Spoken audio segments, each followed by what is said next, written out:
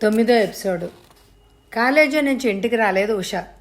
ఎంత ఆలస్యమైనా 8 గంటల లోపే, 8 గంటలు దాటి మాత్రం కాదు. అలాంటిది 9 గంటలైనా రాకపోయేసరికి సీతామహాలక్ష్మి అమ్మగారు కంగారు కలిగింది. పోనీ సినిమాకి వెళ్ళి ఉంటారని అనుకోవడానికి కూడా మరొక గంట వరకు ఎదురు చూసింది. 10 గంటలు దాటినా రాలేదు. ఎక్కడికి వెళ్ళి ఉంటుంది అన్న ఆలోచన కలిగింది. బహుశా ఏ స్నేహితురాలి ఇంటికో వెళ్ళి వాళ్ళ బలవంతం మీద వాళ్ళ ఇంట్లో ఉండిపోయిందేమోనన్న అభిప్రాయం కలిగింది తనకి. ఉషకి తెలిసిన వాళ్ళందరి ఇళ్ళకి ఫోన్ చేసి ఉషని గురించి అడిగి తెలుసుకుంటుంటే ఎప్పుడు 8:30 కావడమే పడక మంచం మీదకి చేరే అత్తగారు ఆ రోజున ఇంకా పడుకునేందుకు వెళ్ళకపోవడమే అనుమానం కలిగించింది శాలినికి. ఆమె చేస్తున్న ప్రతి ఫోన్ను, ఆ ఫోన్లో ముందు తాపీగా మాట్లాడిన ఆ కంఠస్వరం మరొక 5-6 ఫోన్స్ అయిన తర్వాత ఆ స్వరంలో మార్పు కనిపించడంతో నెమ్మదిగా లేచి మెట్ల దగ్గరకు వచ్చి నిలబడిపోయింది. ఆ టైం వరకు ఇంటికి రాకుండా ఉష ఏం చేస్తోంది? ఎక్కడికి వెళ్ళి ఉంటుంది? ఏ మీటింగ్ అయినా ఇంత ఆలస్యం కాదు కదా. ఏ స్నేహితురాలు ఇంటికి వెళ్ళక ఇంకెక్కడుంటుంది? ఎందుకనో ఉష మీద అనుమానం కలిగింది. ఆ రోజు జరిగిన సంఘటన గుర్తుకొచ్చింది శాలినికి. కాలేజీకి వెళ్తూ తల్లిని డబ్బులు అడగడం తను వింది. బీరువా తాళాలు తన చేతికిచ్చి 500 ఉషకివ్వు అని చెప్తే తను బీరువా దగ్గరికి వెళ్ళి 500 తీసిచ్చింది. ఇంకా కావాలని అడగలేదు. ఇచ్చిన 500 బ్యాగ్లో పెట్టేసుకుంది. ఆ తర్వాత మేడ మీద ఉన్న ప్రభాకర్ దగ్గరికి వెళ్ళి మరొక 500 అడిగింది. ఎందుకు ఉషా అని అడిగాడు ప్రభాకర్. ఇప్పుడు అవన్నీ అడక్కన్నయ్యా, అడిగిస్తే పనులు అవ్వంటారు. అందువల్ల నువ్వు నన్నేమి అడక్కు, ముందు డబ్బివ్వు. ఆ అడిగేదేదో మీ అమ్మనే అడగాల్సింది ఉషా అంది తను. అంత ఎక్కువ అడిగితే అమ్మకు అనుమానం వస్తుంది, 1,00,000 ప్రశ్నలు వేస్తుంది. వాటన్నిటికీ జవాబు చెప్పడం నా వల్ల కాదు. అందుకే అన్నయ్యని అడిగాను. శాలిని బీరువా తీసి 500 ఇచ్చి అడిగింది. ఎందుకో అసలు చెప్పలేదు ఉషా. అబ్బబ్బా, నువ్వు అడిగావా వదినా? అడగంది నువ్వు ఒక్కదానివే అనుకున్నాను, కానీ నువ్వు అందరిలాగా అడుగుతావని అనుకోలేదు. ప్రస్తుతం నా దృష్టిలో బాయ్ బాయ్ అంటూ వెళ్ళిపోయింది. ఆ తర్వాత డైనింగ్ రూమ్లో టిఫిన్ తింటూ పరిశీలనగా తన వైపు చూస్తున్న శాలినిని చూసి చిన్నగా నవ్వుతూ, నువ్వు పెద్ద డిటెక్టివ్ అవ్వాల్సింది వదినా. పొరపాటున పెళ్లి చేసేసుకున్నావు, ఇంట్లో కోడలు అయిపోయావు. అది కాదు ఉషా. వదినా, నీ సందేహాలు 1,00,000 ఉన్నాయని నీ మొహమే చెప్తోంది. నీ ప్రశ్నలన్నిటికీ నా జవాబు ఒక్కటే. రాత్రికి గడిస్తే గానీ నేనేమిటో నీకే తెలుస్తుంది. అంతవరకు ప్రశ్నగానే మిగిలిపోవడం నాకు ఇష్టమైన అంశాల్లో మొదటిది. బై అంటూ వెళ్ళిపోయిన ఉష తిరిగి ఇంటికే రాలేదు. ఎందుకనో ఉష మీద అనుమానం కలిగింది శాలినికి. ఆ రోజు తను మీటింగ్కి వెళ్ళింది. జాన్తో ఎంత సన్నిహితంగా మెలగడం చూసింది తను. ఒకరినొకరు విడిచిపెట్టలేనంతగానో ఏ చిన్న విషయమైనా చర్చించుకోవడం, వారిద్దరి పరిచయం ఎంతో సన్నిహితంగా మారడం తను గ్రహించింది.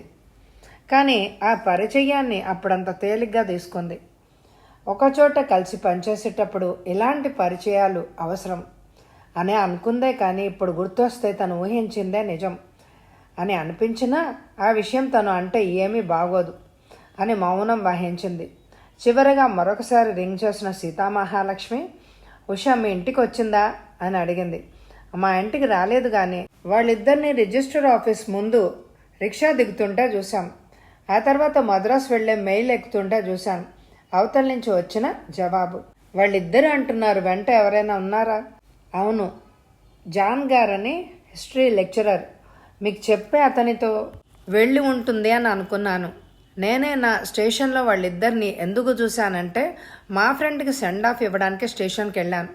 ట్రైన్ వచ్చే హడావిడిలో నేను ప్లాట్ఫామ్ మీదకి వెళ్ళిపోయాను.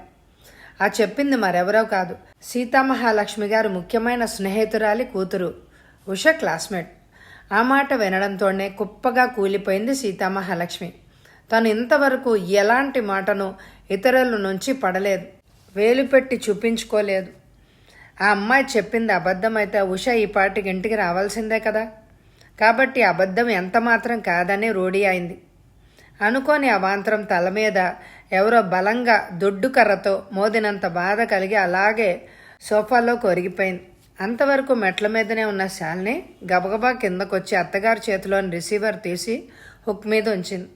గదిలోనే పచారులు చేస్తున్న రాజగోపాలరావు గారు అంతవరకు గంభీరంగా ఉన్న వ్యక్తి ఒక్కసారే కుంగిపోయినట్లు అయిపోయారు. అయినా బెంబేలు పడలేదు. అత్యంత నిగ్రహం వహించారు. దీనికంతటికీ కారణం భార్య అనిపించినా ఆ మాట భార్య నోటి నుంచి అనిపించాలి అన్న పట్టుదల కలిగింది. ఎవరు వచ్చి ఓదార్చగలిగే చొరవ లేకపోవడం వల్ల గదిలోనే ఉండిపోయారు రాజగోపాలరావు గారు. మేడ దిగిరాని నీరజ, ఎదురుగా ఉన్న శాలిని తప్ప తనలో తానే కుమిలిపోతూ ఆ సోఫాలోనే పడుకుండిపోయింది సీతామహాలక్ష్మి గారు. అత్తగారిని ఓదార్చాలని తను అక్కడే ఉన్న మరో సోఫాలో పడుకునున్నది శాలిని. ఆ రాత్రి ఆ ఇద్దరిలో ఎవ్వరికి నిద్ర రాలేదు. జాన్తో పరిచయం ఉన్న ఉషను గురించే ద్వంద్వ భావాలతో ఆలోచిస్తున్నారు. ఆ రోజే కాదు, మరో వారం రోజుల వరకు ఉష జాడ తెలియలేదు. జరిగిందేంటో అర్థం చేసుకున్నారు ఆ కుటుంబ సభ్యులందరూ. రాజగోపాలరావు గారు ఉష ఎక్కడ ఉందో తన ఆంతరంగిక మిత్రుల ద్వారా వాకప్ చేయిస్తూనే ఉన్నారు. మధ్య మధ్య భార్యను విసుక్కుంటూనే ఉన్నారు. సీతామహాలక్ష్మి మాత్రం తన గదిలోంచి యువతలకి రావడమే లేదు.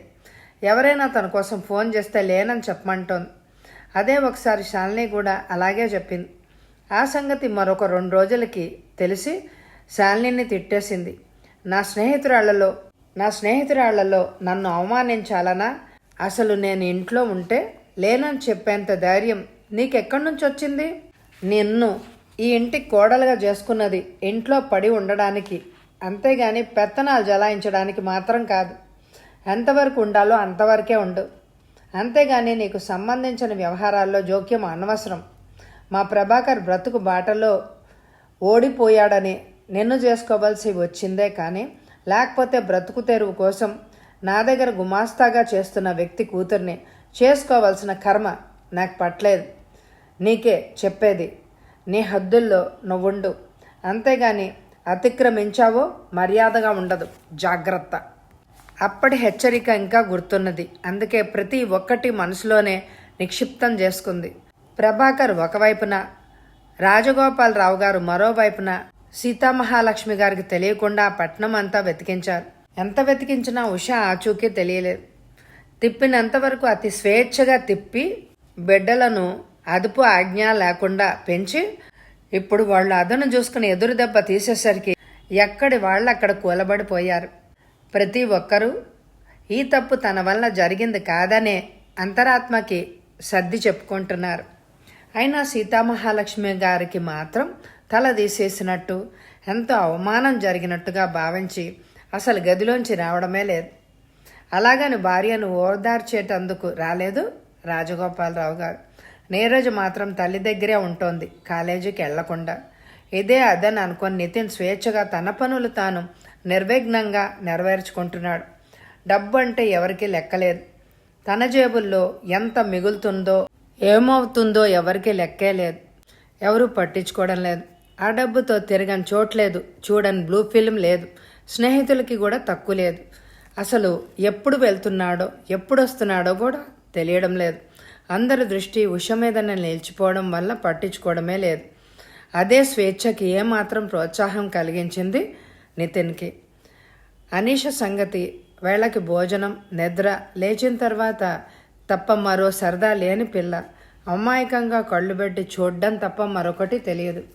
పూర్తిగా అందరినీ ఓదార్చే భారం శాలిని మీదే పడింది. ఎవరికి ఏది కావాలో అది అడిగి ఇవ్వడం తప్ప మరో బాధ్యత అంటూ లేదు. ఇంకా ప్రభాకర్ సంగతి సరే. తన సీసాలతో కాలక్షేపం చేయడం, అవసరమైతే సాయంత్రం స్నేహితులతో పాటు ఇంటి ముందు గార్డెన్లో తాగడం మినహా మరొక బాధ్యత లేదు అతనికి. ఇవన్నీ చూసి సహించగలిగే ఓర్పు లేకపోయినా భరించగలుగుతోంది ఒక్క శాలిని మాత్రమే. ఆ రోజు ఉదయమే లేచి కాఫీ కప్తో మామగారి గదిలోకి వచ్చిన శాలినికి చేతులు వెనక్కి కట్టుకుని ఆ గదిలో పచారులు చేస్తున్న రాజగోపాలరావు గారు శాలినిని చూసి ఆగిపోయి కప్పు అందుకున్నారు మౌనంగా. తను ఇంకక్కడ ఉండడం దేనికని బయలుదేరబోతుంటే శాలిని అని ఆయన పిలిచేసరికి వెనుతిరిగి అక్కడే మౌనంగా నిలబడిపోయింది. ఉష సంగతి నీకేమైనా తెలుసా? మాట్లాడలేకపోయింది. ఏమనంటే ఏం కోపం వస్తుందోనని కూడా అనుకుంది. పర్వాలేదు, నీకు తెలిసిన విషయం ఉంటే నిర్భయంగా చెప్పమ్మా. ఇంట్లో భయపడవలసిన అవసరం ఏం లేదు. నువ్వు ఇంటి కోడలివి కాబట్టి మంచిలో బాగా ఉన్నట్టు చెడులో కూడా బాగా ఉంచుకోవాలి కదా. ఇది మనందరి పరువుకి సంబంధించిన విషయం. ఏమైనా ఉంటే చెప్పమ్మా.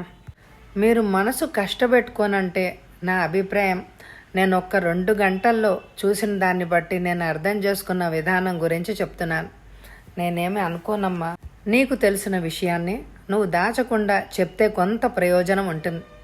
నాకు అర్థమైంది ఉషా జాన్లు ప్రేమించుకున్నారని. వాళ్ళిద్దరూ అత్యంత సన్నిహితంగా మెలుగుతూ ఉంటేను ఉషకి అంత స్వేచ్ఛ ఇచ్చింది అత్తగారు. ఇప్పుడు విచారిస్తే ఫలితం ఏముందండి? పచారులు చేస్తున్న వారల్లా ఆగిపోయారు రాజగోపాలరావు గారు. శాలిని వైపు ఒకసారి సుదీర్ఘంగా చూసి మళ్ళా ఇటు అటు పచారులు చేయసాగారు. ఇంతేనా నీకు తెలిసింది? ఇంకేమైనా ఉందా? ఏమీ లేదు అన్నట్టు తల అడ్డంగా తిప్పింది. పోలీస్ రిపోర్ట్ ఇస్తే సరిపోతుంది. ఎక్కడైనా ఉన్న ఇద్దరిని పట్టుకొని లాక్కొస్తారు. అంత పని చేయకండి మావయ్య. ఈ సంగతి నలుగురికి మనమే చెప్పుకున్నట్టు అవుతుంది. మన కుటుంబ గౌరవం మనమే నాశనం చేసుకున్నట్టు అవుతుంది. మన అమ్మాయి భవిష్యత్తుని మనమే చేజేతులారా వీధికి ఈడ్చినట్టుగా అవుతుంది. అయితే ఏం చేయమంటావమ్మా? ఎన్ని రోజులు ఎక్కడికో వెళ్ళి ఉండరు. ఇక్కడే ఎక్కడో ఓ చోట ఉండే ఉంటారు. వెతికించి ఇంటికి తీసుకొద్దాం. ఎందుకు? మీకున్న పేరు ప్రఖ్యాతలు.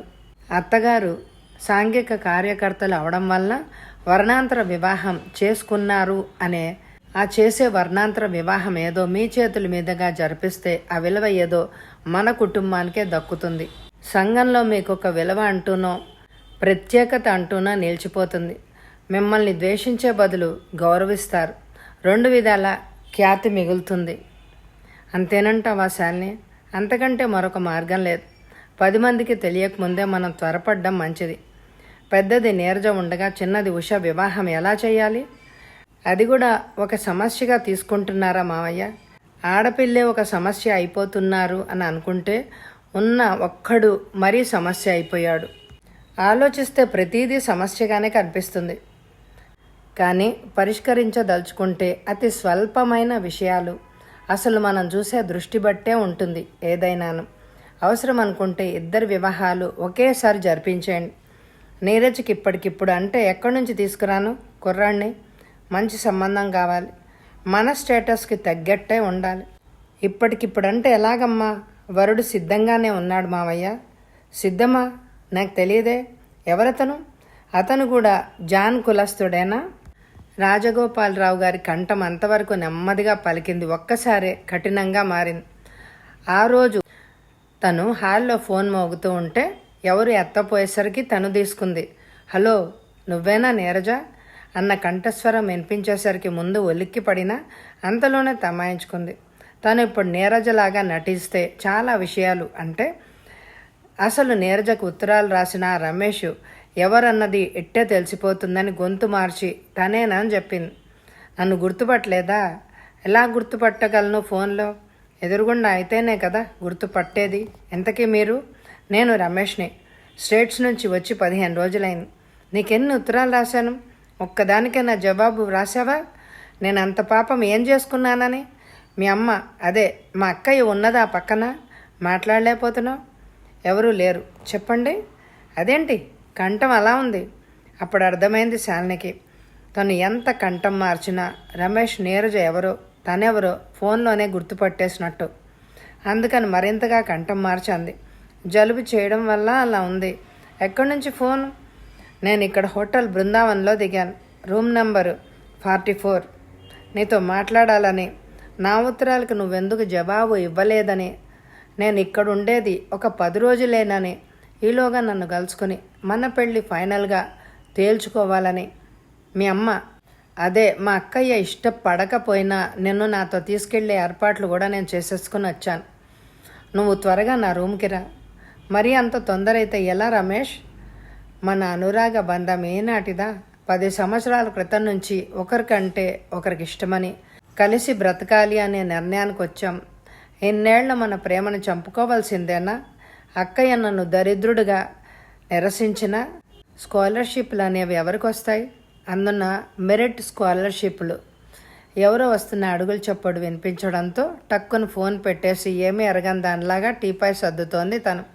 ఆ వచ్చింది మామగారు. మళ్ళా రమేష్ ఫోన్ చేస్తాడేమోనన్న అనుమానం కలిగింది.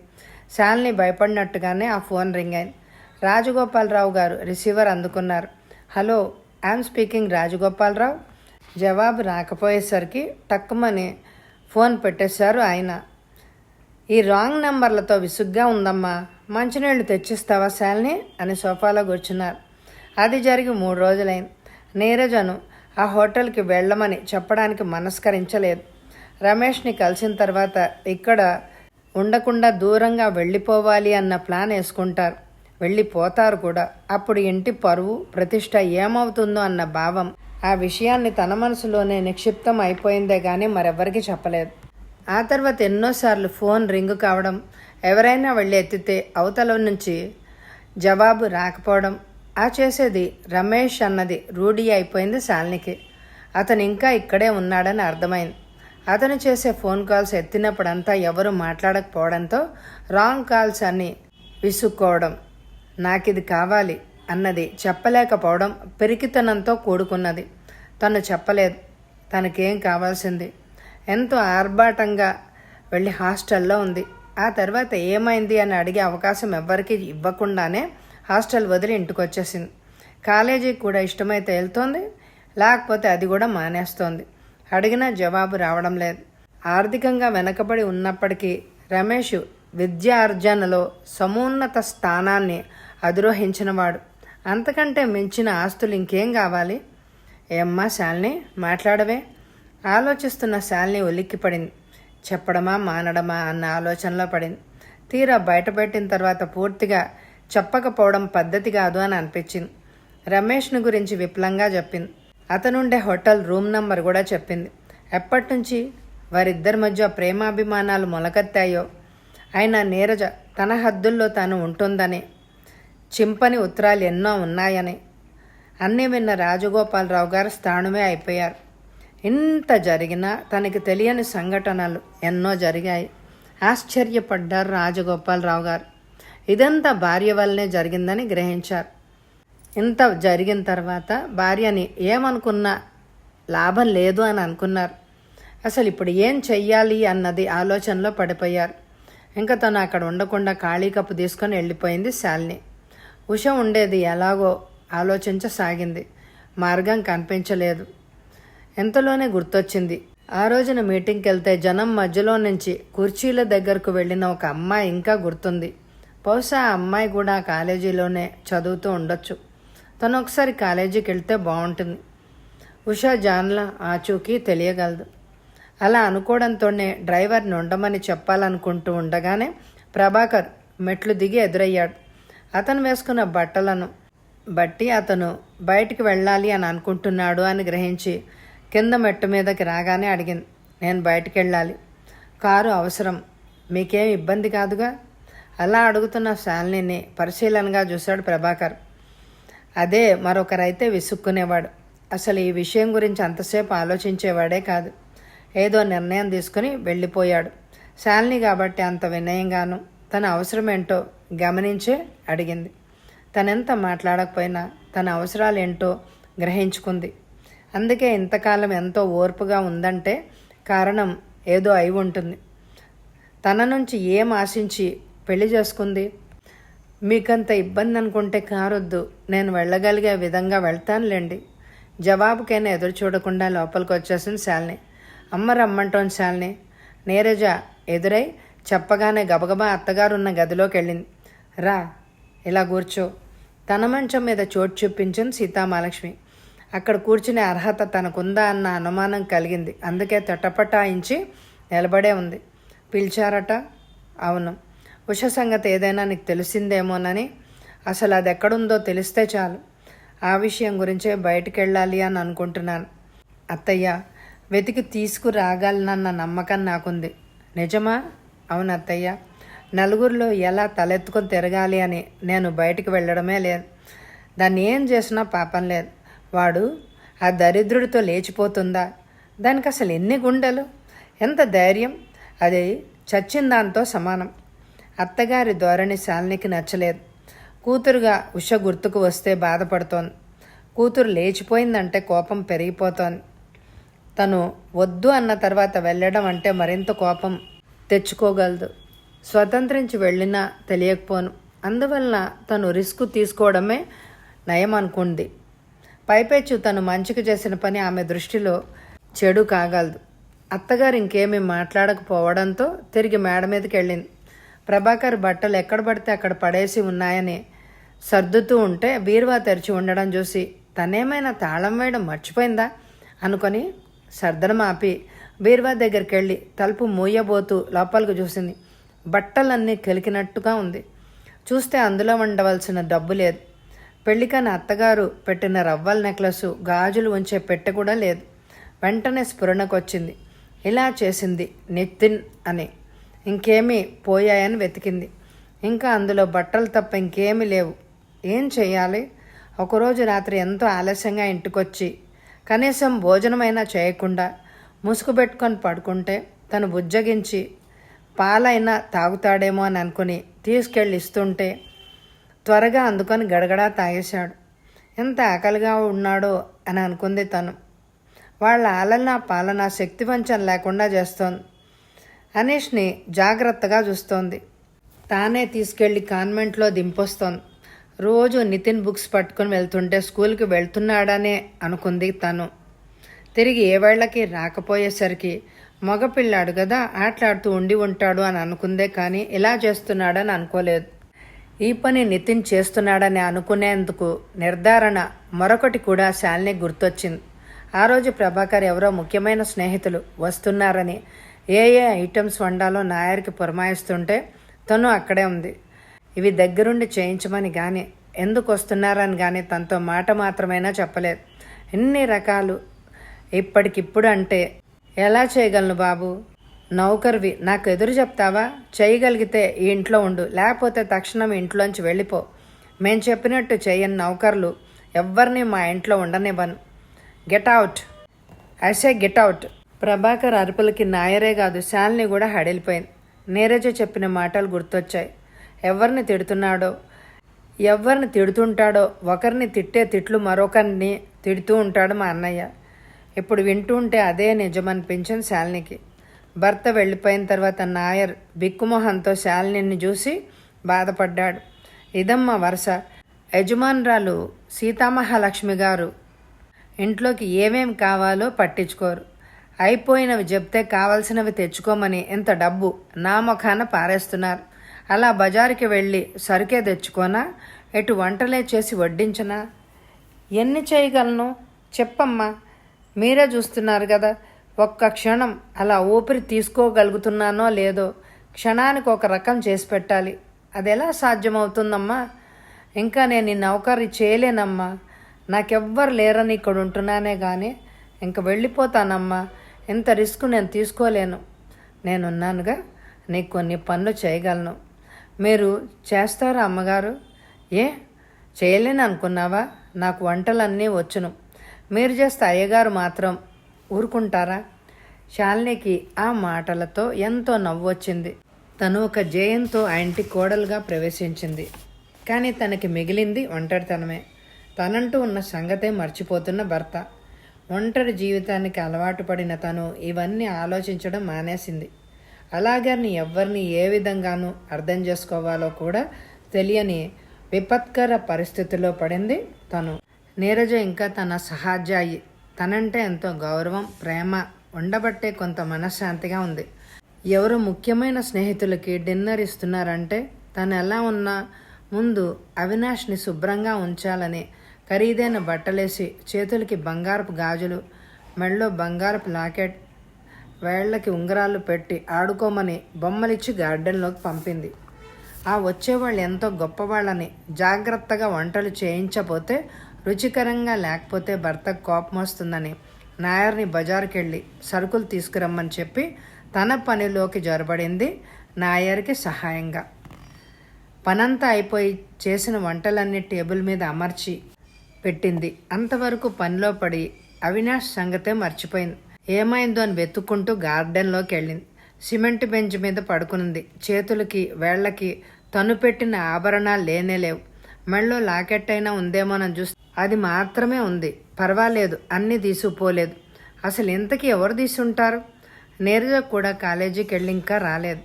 గూర్ఖా గేట్ వద్ద ఉన్నాడు. ఎంతో ముఖ్యమైన వాళ్ళు తప్ప మరెవ్వరూ లోపలికి రాకుండానే బయట నుంచి బయటే వెళ్ళిపోతారు. ఏమై ఉంటాయి? ఆ ప్రదేశం అంతా వెతికింది.